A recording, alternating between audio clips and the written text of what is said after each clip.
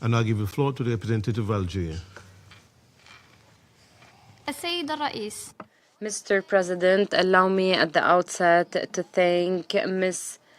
Kayoko Goto and Ms. Edem Wosorno for their valuable briefings. Mr. President, the current developments in the Russian-Ukrainian conflict reflect yet another scene of escalation, marked by ongoing military clashes that continue day after day to pose a grave threat to international peace and security.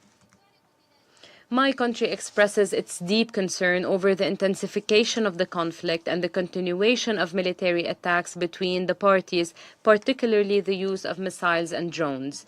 We believe that prolonging this conflict will only lead to further deterioration of the humanitarian situation, more civilian casualties, including women, children, and the elderly, and devastating damage to essential infrastructure, especially as we approach the winter season.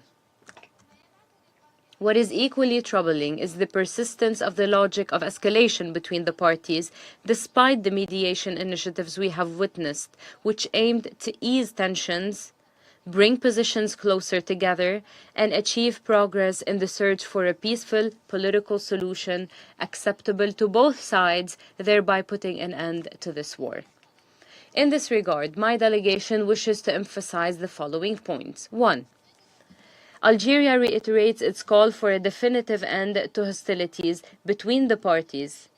Once again, we condemn the violations of international law and urge both sides to abide by its rules, including the provisions of international humanitarian law, in order to prevent further deterioration of the humanitarian situation and to ensure the protection of innocent civilians as well as vital civilian infrastructures. 2. We urge both Russia and Ukraine to uphold the spirit of dialogue and negotiation as a matter of utmost priority and as the most effective option to calm the situation and develop common understandings, rather than just resorting to escalation and confrontation, which will only heighten security concerns and undermine international peace and security. 3. Algeria encourages both parties to renew their constructive engagement in good faith in direct negotiations and to intensify diplomatic efforts to revive the peaceful track of the conflict in a continuous and sustainable manner.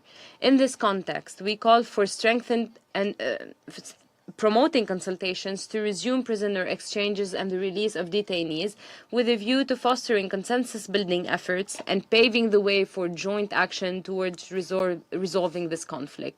4. We also call upon the international community to contribute constructively away from polarization and geopolitical rivalries in order to reduce divergences between the parties and avoid military escalation, in order to facilitate opportunities for a fair and lasting settlement between the parties. In conclusion, we remain committed to supporting all international efforts to achieve a just and lasting political solution, one that is grounded in the purposes and principles of the UN Charter and that takes into account the legitimate security concerns of both parties. Thank you.